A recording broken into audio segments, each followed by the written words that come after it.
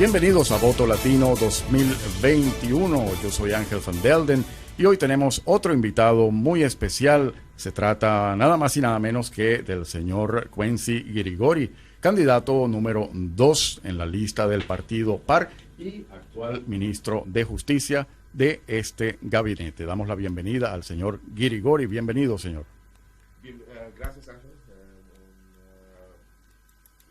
Un feliz día para ti y para todos los oyentes de este programa. Para mí es un placer enorme estar con esta.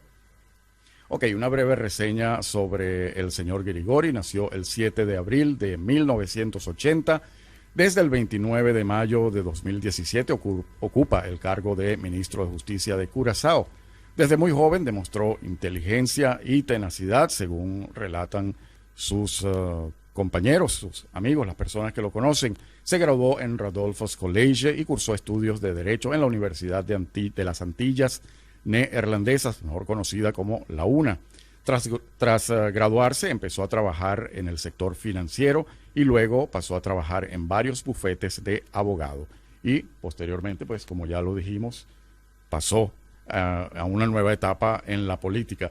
Queremos saber un poquito sobre eso. ¿Cómo fue esa transición? ¿Cómo fue que se involucró por primera vez Quincy Guirigori en la política después de haber estado trabajando primero como un abogado normal? De repente hubo ese cambio. Bueno, estuve interesado en la política, en la gobernación desde más joven.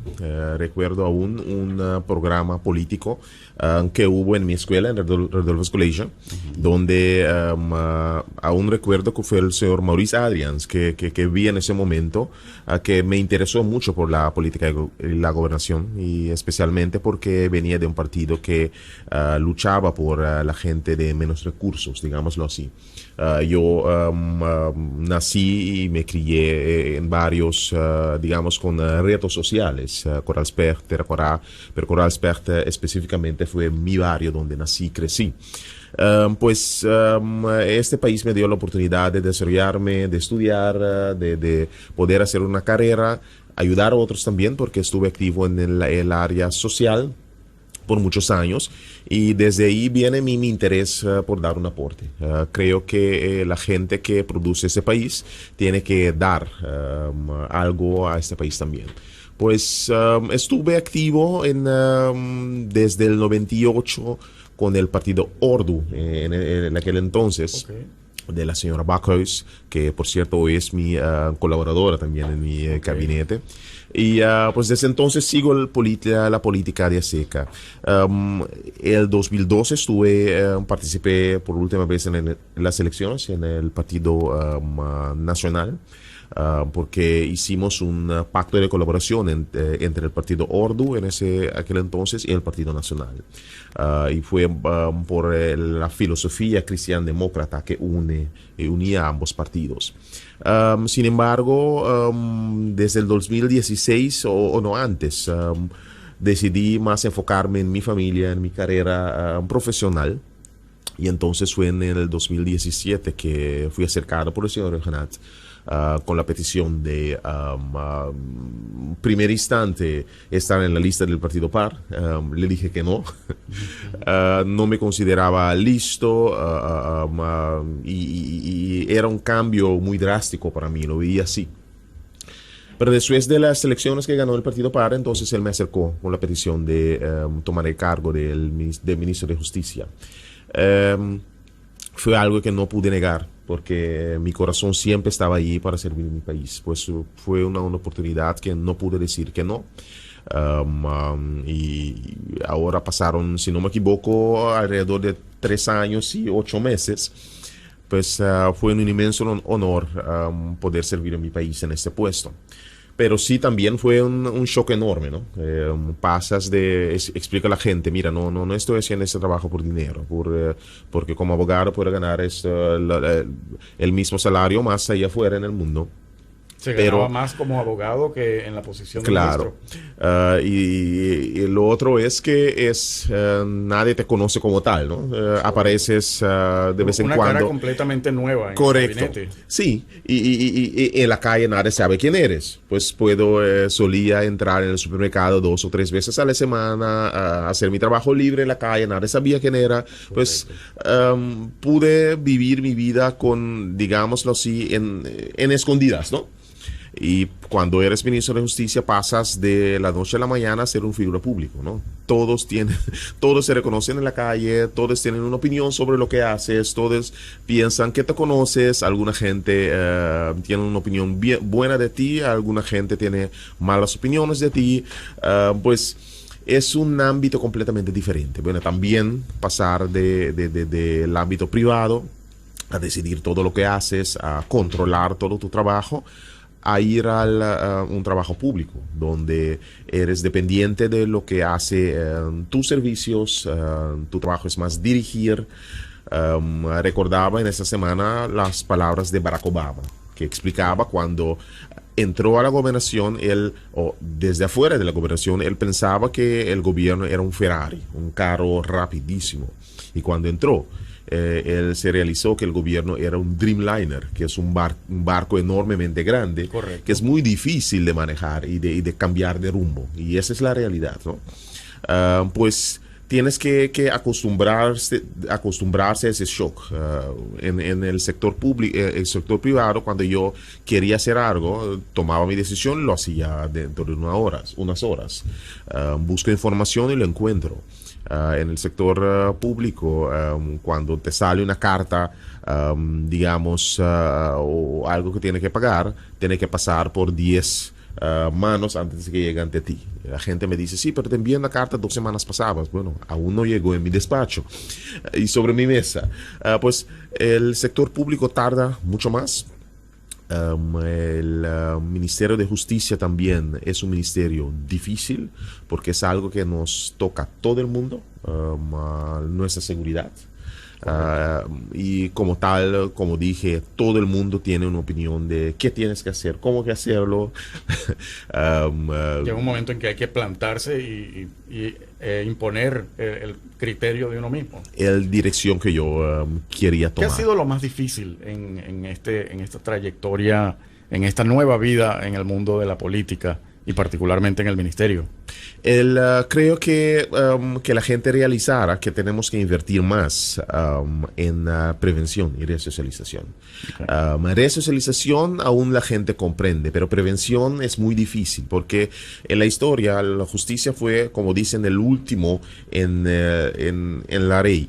Pues cuando uno no va bien en la escuela, entonces el ámbito social no va bien, no tiene trabajo, entonces lo último que uno encuentra en su vida es la justicia. Entonces la justicia fue la cadena que menos comunicaba, que se mantenía atrás, y para, digamos, empujar el Ministerio Judicial en la dirección de comunicar más y no esperar que especialmente la juventud llegue hacia ti, pero tratar de afectar su modo de pensar más antes fue difícil.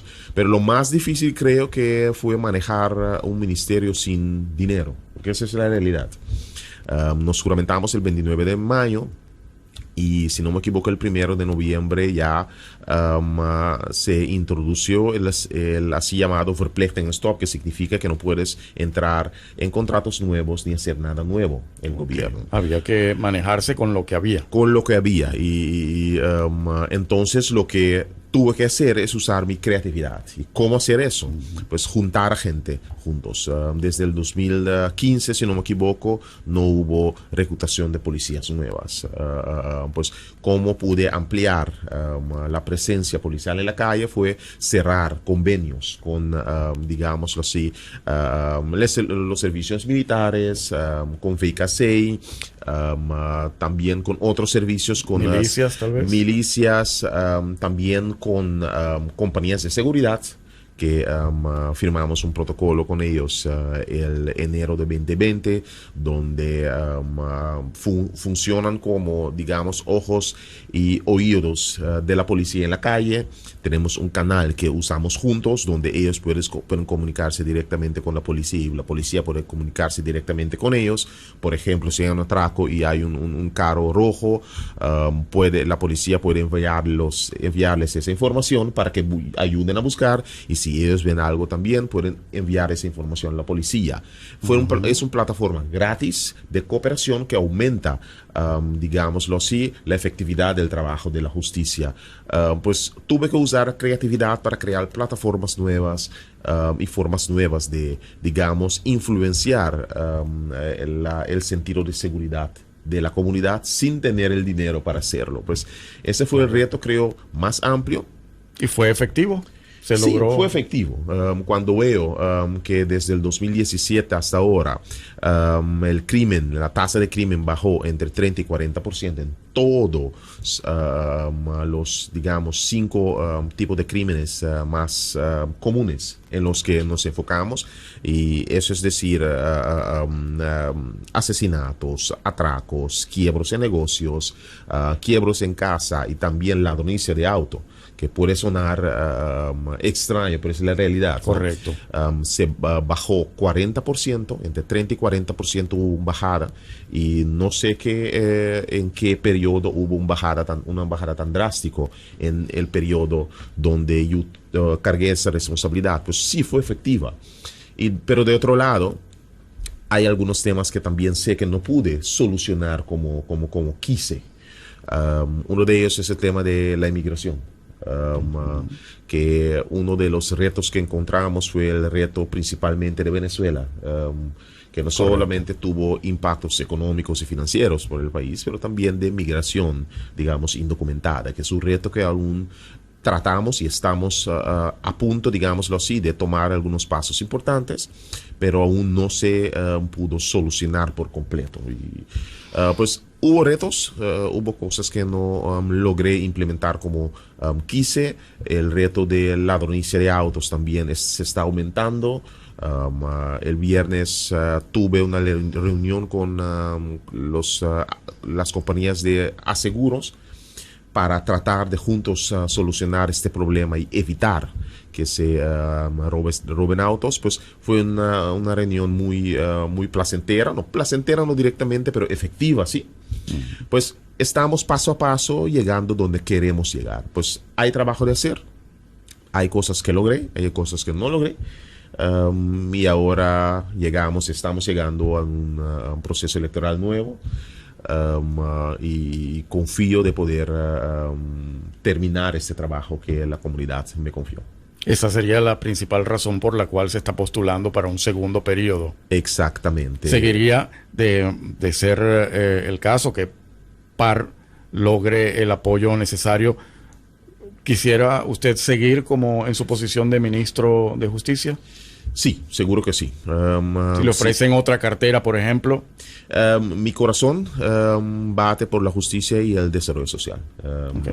Vengo de un mundo donde no tuve todas las oportunidades, y mi familia y este país me dio oportunidades para desarrollarme. Creo, y mi visión es que si queremos cambiar este país y también afectar la justicia, tenemos que empezar temprano, tenemos que empezar en los barrios. Ahí es donde tenemos que desarrollarnos. Y para mí no es solamente el gobierno. Tenemos una mentalidad muy mala que pensamos algunas veces que el gobierno tiene que solucionarlo todo. Y eso no es verdad. Hay muchas organizaciones sociales y organizaciones de impacto que pueden hacer un trabajo conjunto con el gobierno para impactar y llevar cambio en esta comunidad. Eso es lo que creo. Empezamos, por ejemplo, un proyecto en el barrio de Montaña, donde el policía del barrio, que tiene un rol más social, se juntó con organizaciones que son activas en el barrio, deportivos, sociales, la escuela, y desde ahí empieza el desarrollo. Creo que tenemos que darle oportunidad, de brindarle oportunidad de desarrollo a la gente. Y oportunidad de desarrollo es lo que lleva a que la gente tome buenas decisiones en el futuro y no caen en manos de la justicia. Eso es como países desarrollados alrededor de nosotros lo hicieron para bajar el crimen, y eso es la única forma de afectar el crimen a largo plazo. Pues yo creo en desarrollo social con el base en los barrios de Curazao, con los habitantes, con organizaciones de importancia como organizaciones sociales, deportivos, de educación, la iglesia, que tiene también un rol muy importante de educación moral en esta comunidad, y esa es la única forma de formar una comunidad fuerte que puede cargar cualquier tipo de desarrollo. Ok, una pregunta que me han solicitado. Sabemos que nuestra audiencia principalmente se trata de inmigrantes latinoamericanos. Correcto. Muchos de ellos opinan que durante la mayor parte del tiempo, durante su gestión, usted ha sido el gran enemigo de los inmigrantes indocumentados. Pero recientemente, de un tiempo para acá que empezó la campaña, pues su actitud ha cambiado y ahora empiezan a prometer otro trato para los que no tienen sus documentos. ¿Qué tiene que decir sobre eso? Creo que es una imagen incorrecta. Hay dos partes de esta misma moneda, porque gente que acercó a mi despacho sabe cuánta gente yo ayudé por base, digámoslo así, uno a uno, para arreglar su posición. La realidad y la posición que yo tomé es que Curazao por sí mismo no puede solucionar el problema de indocumentados en la isla. Por los problemas económicos en este país, no podemos simplemente absorber de forma, digámoslo así, irresponsable todo el mundo que vino aquí. Parte del problema fue cuando implodó, digámoslo así, Venezuela. Los países alrededor de Venezuela empezaron a cerrar la entrada de gente hacia ahí. Y tomar una posición diferente por una isla tan pequeña significaría invitar a más gente aquí que no podemos manejar. Y hay algunos temas que son muy importantes en ello, porque la gente cree que la mayoría de la gente que viene aquí viene a trabajar. Y son gente decente que viene a trabajar. El punto es que sí, el transporte de la gente, específicamente la gente que viene por lanchas, es organizada por simplemente organizaciones criminales. Y no podemos cerrar los ojos por ese problema. Pues hay un problema criminal, no de la mayoría de las personas indocumentadas. Eso yo expliqué desde el inicio. Si recuerdan, cada vez enfaticé que la mayoría de la gente que viene aquí no son criminales, son gente decente que viene simplemente a trabajar, a enviar dinero a su familia. Pero hay un grupo criminal que trata de gestionar ese problema. Y entonces mi posición fue contra ese grupo criminal. El segundo, que este país, para que la gente se pueda integrar de forma responsable, tienen que tener empleo, trabajo y, más importante, pagar un seguro médico. Pero la gente olvida que en este país implementamos el seguro básico y los extranjeros no se pueden asegurar en el seguro básico. Pues tienen que tener un seguro privado. Pues tienen que tener entradas para pagar ese seguro privado. Pues traté en este periodo de manejar la problemática de los indocumentados venezolanos que vinieron específicamente en un cuadro internacional para no invitar a gente que viniera aquí pensando que tienen un futuro que no tienen. Porque la realidad es que, y eso estoy hablando del año 2020, el hospital nos presentó sus cifras, que tienen 13 millones de florines de gastos no pagados, específicamente por gente indocumentada que viene a recibir trato médico, que les dan. Y eso significa que la gente no tiene dinero para pagar, porque la realidad social en que vive no lo pueden pagar. No pueden pagar un seguro médico, no pueden pagar sus gastos médicos. Pues el problema es que si quieres integrar a esa gente en tu comunidad, tienes que hacerlo por una forma responsable. Y yo me puso a integrar de forma irresponsable en ese país. Pero, del otro lado, yo fui el mismo ministro que anunció específicamente que en el periodo de COVID, por favor, no vamos a perseguir personas indocumentadas. Busquen ayuda, Y hasta ahora estamos llevando ese manejo. Lo que hice sí, y tengo dos temas que estamos tratando de solucionar en este momento. Dijo que había una primicia por ahí. Exactamente. Mira, el punto es que estamos preparando un manejo de, llamémoslo así, como dije ya, integración responsable, que significa crear una posición de hacer una excepción. Nuestro manejo dice hasta ahora que tienes que esperar tu primer permiso en el extranjería. No puedes estar aquí. Si estás aquí de forma indocumentada, entonces se te niega automáticamente su petición, tu permiso. El ministro de Justicia tiene posibilidad de hacer una excepción ahí, pero no hubo un manejo. ¿Ya? Y ahora sí encuadramos ese manejo para que el ministro de Justicia pueda hacer por parte de ese manejo una excepción para gente que esté aquí. Si estás aquí de forma indocumentada, pero cumples con los requisitos de un permiso, tienes entrada, pues trabajo, o estás casado, o cualquier otra forma, eres estudiante por un estudio de avanzado, entonces puedes pedir tu permiso. Si cumples con los requisitos y estás aquí legal, entonces el ministro de Justicia hará una excepción para que puedas recibir tu permiso de estadía, a pesar de que estás aquí de forma indocumentada. Es decir, que si yo tengo 10 años indocumentado en Curazao y ahora quiero ir a Migración a gestionar un permiso, ¿puedo hacerlo? Sí, puedes hacerlo.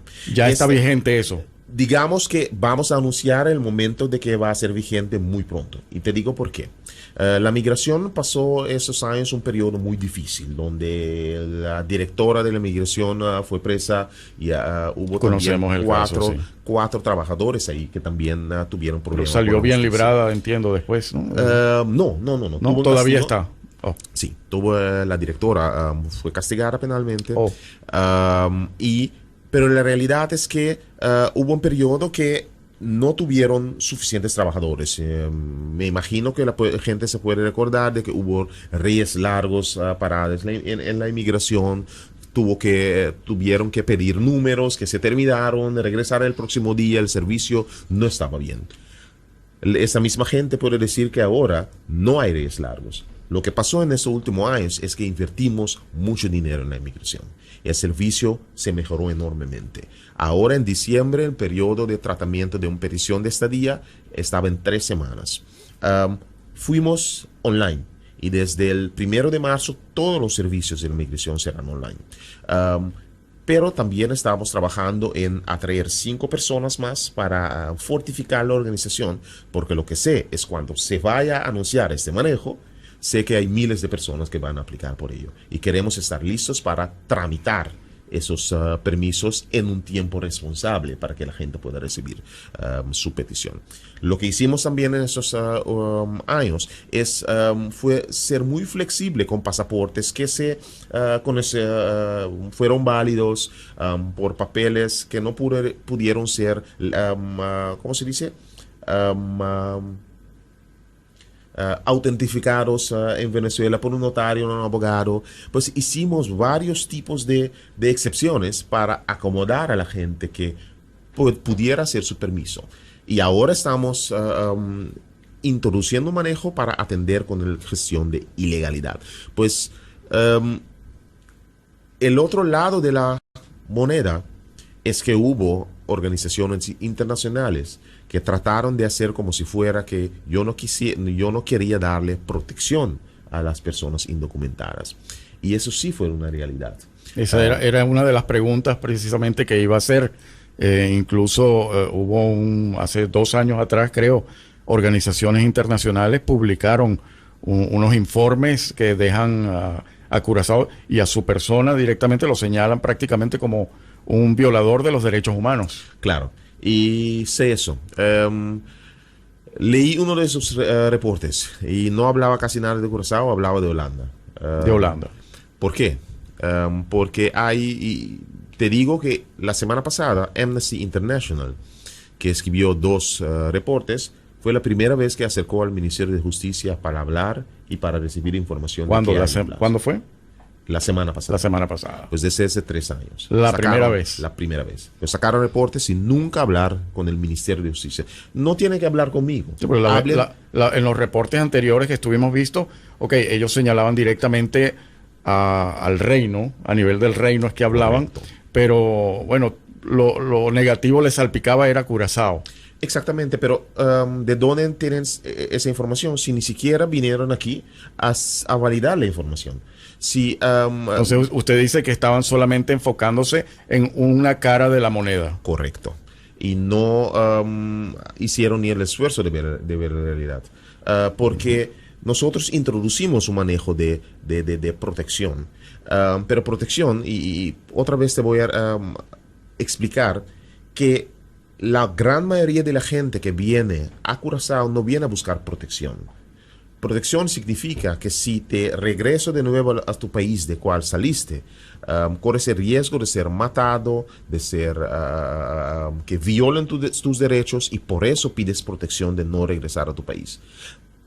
El 99% de la gente que viene aquí no viene a buscar protección, viene a trabajar. Así de simple es. Correcto. Tú también recuerdas videos de que fueron hechos de los barracks en Coral Springs, donde la gente canta, queremos trabajar, queremos trabajar. Sí. Esa es la simple realidad. La gente viene a trabajar. Y el punto es que estuvimos pasando en un periodo económico tan difícil que no hubo trabajo ni para la gente de Curazao, para haber trabajo para otra gente. Ese fue parte del problema. Pues la imagen que trataron de crear, que nosotros no queremos proteger a la gente, simplemente no es realidad, porque la gente viene aquí a trabajar en un periodo económicamente muy difícil donde no hubo trabajo. Entonces, como país, tienes que evaluar, ¿puedo abrir mis fronteras para permitir a esa gente que entre? ¿Puedo darle seguros? ¿Puedo darle cuidado médico? ¿Puedo darle dinero para que se cuiden? Y la respuesta es no. No tuvimos y hasta ahora no tenemos dinero para cuidar a 10,000 personas indocumentadas. No tenemos dinero para cubrir sus gastos médicos. Sí, sus hijos pueden ir a la escuela y eso lo respetamos, pero más que ello, eso no podemos brindarle a esa gente. Por eso yo no creo en simplemente integración de toda la población indocumentada. Creo en integración responsable, que gente que tiene entrada, trabajo, puede cubrir sus gastos médicos. A esa gente estoy dispuesto y ya se preparó un manejo para hacer una excepción. Porque si están indocumentados, pero ya son parte de esta comunidad, porque eso también es la realidad, queremos darle esta oportunidad de ser integrados en esta comunidad, pero de forma responsable, no de forma irresponsable de gente que simplemente viene y no puede cuidarse, no puede cubrir gastos médicos y no puede hacer nada. Esa es la posición, porque ese manejo no lo hice hoy. Ese manejo fue hecho desde mayo del 2020. Esta posición ya lo tengo casi un año. Y estábamos preparándolo. Pues yo no soy digamos, el villano anti-indocumentados, pero traté en mi periodo de andar con este problema que ni Colombia, ni Brasil, ni países como Panamá pudieron resolver. Traté de manejarlo de la forma más responsable posible para no crear un caos más grande en Curazao. Lamentablemente el tiempo se agota. Creo que pudiéramos estar toda la tarde aquí hablando porque es un tema muy extenso, ¿verdad? Pero ya para finalizar, entonces, la última pregunta. ¿Qué promete su partido y su persona de haber un segundo periodo en el gobierno? Específicamente para las personas indocumentadas, como dije, el proyecto Integración Responsable. Y ese proyecto no se va a anunciar ni implementar después de las elecciones, pero antes de ello. Porque como dije, es un manejo que ya fue preparado desde el mayo 2020 y ahora vamos a implementarlos cuando estamos trabajando en más gente para acapular esa realidad. Un otro problema que quiero resolver, y ya estamos hablando con varias organizaciones, es el problema de niños o menores de edad que están estudiando años aquí sin poder seguir su estudio. Ese problema es amplio y no es La semana pasada hablé con varias organizaciones. Hay personas, niños de Haití, de la República Dominicana, venezolanos, colombianos con ese mismo problema. Como están indocumentados, llegan hasta la escuela secundaria y no pueden recibir su diploma ni seguir estudiando. Estás creando gente que no tiene perspectiva cuando ese joven tiene potencial de estudiar. Pues es un segundo tema que estamos trabajando en una solución muy rápida para esa gente. Pues estamos creando, digamos, oportunidades, pero de forma responsable para brindarle seguridad a esa gente y a la comunidad de Curazao completa. Pues muchísimas gracias, señor Quency Guirigori, candidato número 2 del Partido PAR y actual ministro de Justicia. Inmensamente agradecidos por su presencia aquí en Voto Latino 2021 y por toda la información que ha compartido con nosotros, y esperamos tenerlo en una nueva oportunidad.